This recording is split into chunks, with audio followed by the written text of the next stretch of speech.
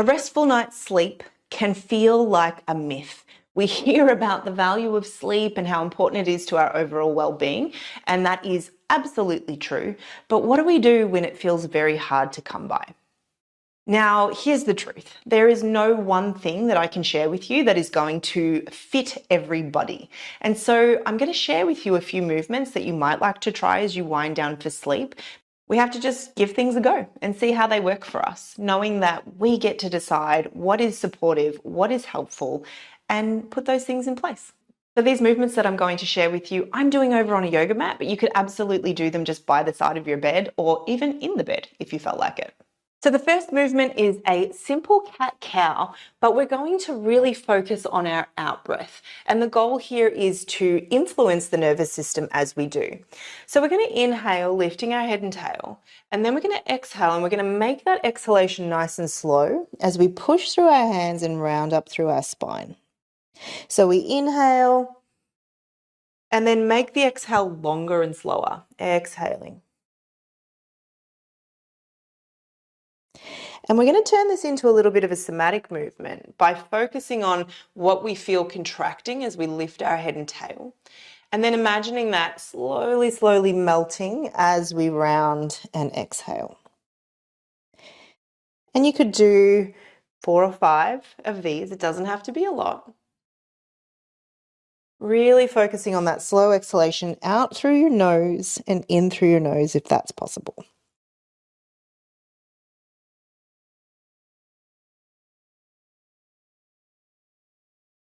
For movement number 2, we're going to come into a pinwheel sit. So one knee is in front, one knee is slightly behind, and we're going to be leaning towards that bent knee side. We're going to think about twisting. So we're going to think about rotating towards the extended support arm side. And as we do, we're letting the hip of that back leg push forward a little. So we're going to come through center, the hip drops back a little bit, and then as we rotate, the hip pushes slightly forward. So we're going to inhale as we come through center, and then same thing, nice slow exhalation as you rotate. So for all of these movements, the exhalation is going to take us longer than the inhalation, and that is by design.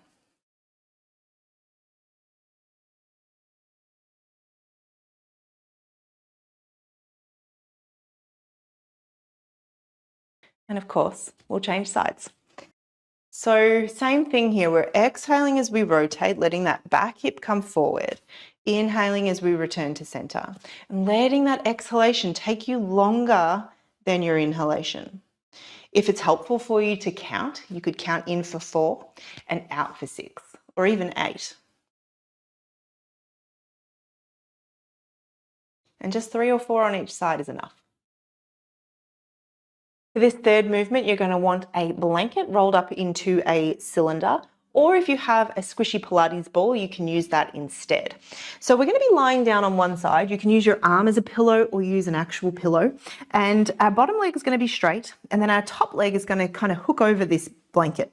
And you want the blanket to be kind of pushing a little bit into your belly, not in a way that is aggressive or forceful or painful in any way, shape or form, but in a way that feels like you're kind of like cuddling your favorite teddy. It just happens to be on your belly. So we rest down, and then this top arm is going to reach on a slight diagonal forward. And we're going to reach forward and then reach back. So again, we're going to exhale as we reach. We're going to inhale as we come back through center. And we don't have to do very many. And if you find that this top arm doesn't want to be a pillow, use a blanket, and have that arm anywhere that feels more comfortable. It can be sticking out in front of your chest.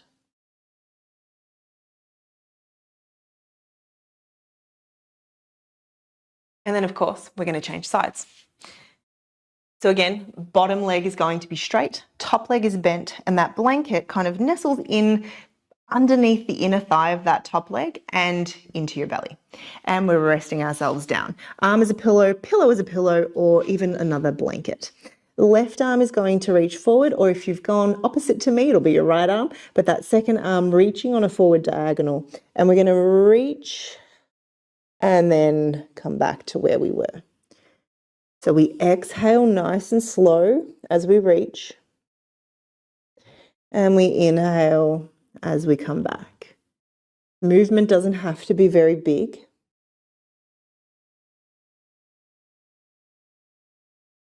And we're just doing a handful.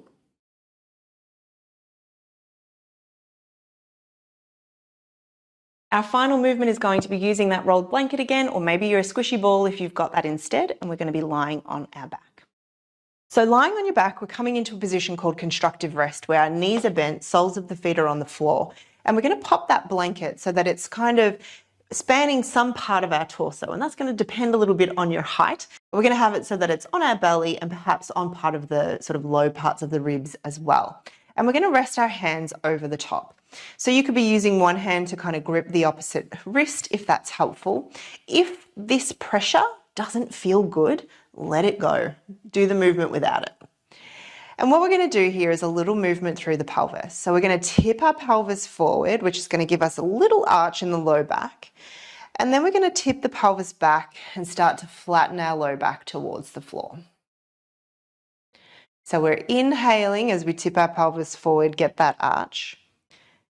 We're exhaling as we tip our pelvis back and find that sense of flattening. And again, if this is not a useful tool, the blanket, ditch it. You get to choose, always. And again, we're going to make that exhale slower. So we inhale maybe to a count of 4, and then we exhale to a count of 6 or even 8.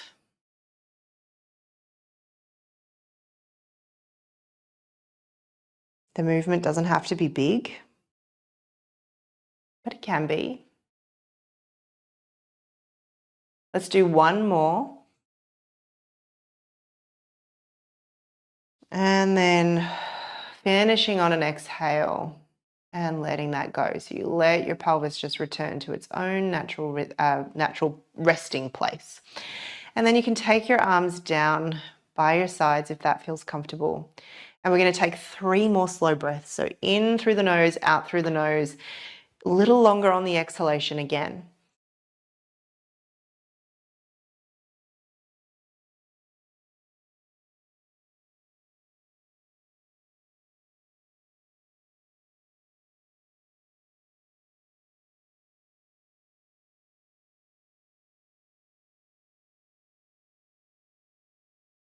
And then hopefully you're either in bed or not too far from it, and you can make your way there, really giving yourself permission to move slowly, to hang on to that sleepiness of that practice.